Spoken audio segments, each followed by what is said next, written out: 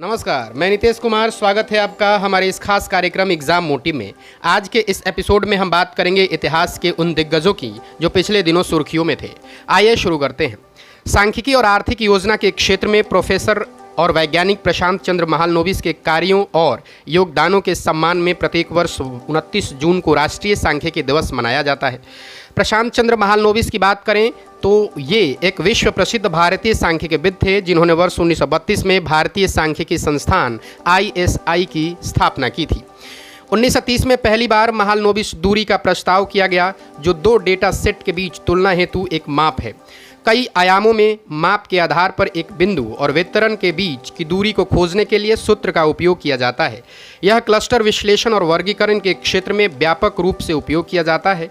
1932 में कोलकाता ISI की स्थापना हुई, जिसे वर्ष 1959 में राष्ट्रीय महत्व का संस्थान घोषित किया गया। 1933 में Sankhya the Indian journal of statistics की शुरुआत की।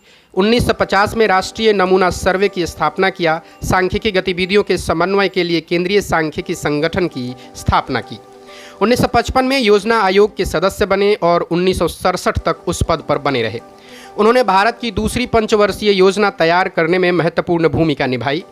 दूसरी पंचवर्षीय योजना का समय था 1956 से 1961, जिसने भारत में औद्योगिकरण और विकास का खाका तैयार किया। 1968 में पद्म विभूषण से सम्मानित किए गए। उन्हें अंतर्राष्ट्रीय संगठनों द्वारा भी कई पुरस्कारों से सम्मानित किया गया था। हाल ही में प्रधानमंत्री ने 4 जुलाई 2022 को अल्लूरी सीतारमण राजू की 125वीं जयंती के उपलक्ष्य में आंध्र प्रदेश में उनकी एक कांस्य प्रतिमा का अनावरण किया। आज़ादी का अमृत महोत्सव के हिस्से के रूप में सरकार स्वतंत्रता सेनानियों के योगदान को उचित मान्यता देने और देश भर के लोगों को उनके बारे में जागरूक करने के लिए प्रतिबद्ध है। बात करें अल्लूरी सीतारमण राजू की, तो वह भारतीय स्वतंत्रता आंदोलन में शामिल एक भारतीय क्रांतिकारी थे। उनका जन्म वर्तमान आंध्र प्रदेश में वर्ष 1897 में और कुछ स्रोत में 1898 में हुआ था। वह 18 वर्ष की आयु में एक सन्यासी बन गए और उन्होंने अपनी तपस्या, ज्योतिष तथा चिकित्सा के ज्ञान एवं जंगली जानवरों को वश में करने की अपनी क्षमता के कारण पहाड़ी व आदिवासी लोगों के बीच एक रहस्यमय आभा प्राप्त की। बहुत कम उम्र में राजू ने गंजम, विशाखापत्तनम और गोदावरी में पहाड़ी लोगों के असंतोष को अंग्रेजी के खिलाफ अत्यधिक प्रभावी गुरिल्ला प्रतिरोध में बदल दिया।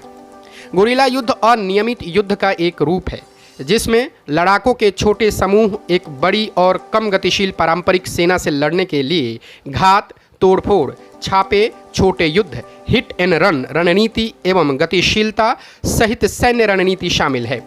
औपनिवेशिक शासन ने आदिवासियों की पारंपरिक पोडू या स्थानांतरित खेती को खतरे में डाल दिया, क्योंकि सरकार ने वन भूमि को सुरक्षित करने की मांग की थी। वर्तमान आंध्र प्रदेश में जन्मे सीताराम राजू वर्ष 1882 में मद्रास वन अधिनियम के खिलाफ ब्रिटिश विरोधी गतिविधियों में शामिल हो गए। इस अधिनियम ने आदिवासियों या आदिवासी समुदायों के उनके वन आवासों में मुक्त आवाजाही तथा उनके पारंपरिक रूप पोडू या स्थानांतरित खेती, जिसे हम झूम कृषि भी कहते हैं, को प्रतिबंधित कर दिया। अंग्रेजों के प्रति बढ़ते असंतोष ने 1922 के रंपा विद्रोह को जन्म दे दिया, जिसने अल्लूरी सीतारमण राजू ने एक नेतृत्वकर्ता के रूप में अपनी प्रमुख भूमिका निभाई। रंपा विद्रोह महात्मा गांधी के असहयोग आंदोलन के साथ हुआ। उन्होंने लोगों को खादी पहनने और शराब छोड़ने के लिए सहमत किया, लेकिन साथ ही उन्होंने जोर देकर कहा कि भारत केवल बल के प्रयोग से ही आज़ाद हो सकता है, अहिंसा से नहीं। स्थानीय ग्रामीणों द्वारा उनके वीरतापूर्ण कारनामों के लिए मन्यम वीरुडू या जंगल का नायक उपनाम दिया गया था। वर्ष 1924 में अल्लूरी सीतारमण राजू को पुलिस हिरासत में ले लिया गया। एक पेड़ से बांधकर सार्वजनिक रूप से गोली मार दी गई तथा सशस्त्र विद्रोह को प्रभावी ढंग से समाप्त कर दिया गया। शुक्रिया।